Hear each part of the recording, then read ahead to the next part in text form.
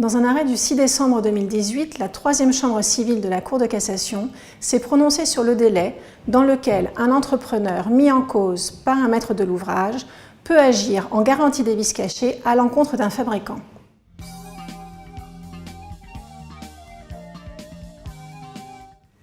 Une personne avait fait construire un bâtiment par une entreprise qui en réalisait la toiture au moyen de plaques de fibrociment livrées en 2001.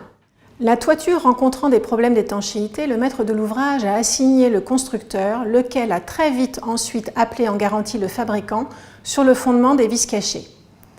Mais nous sommes alors en 2012, 11 ans après la livraison des plaques litigieuses.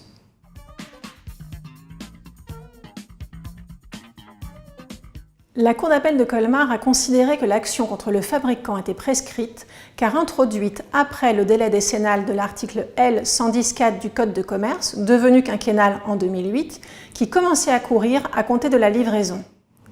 La troisième chambre civile de la Cour de cassation casse cette décision et affirme que le délai d'action en garantie des vices cachés contre le fabricant court à compter de l'assignation de l'entrepreneur par le maître de l'ouvrage, peu importe que le délai de 10 ans ait expiré entre-temps.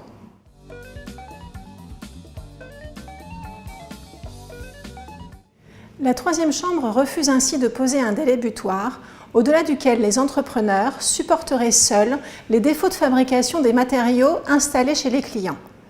Mais les fabricants voient donc leur responsabilité susceptible d'être engagée très longtemps après la vente.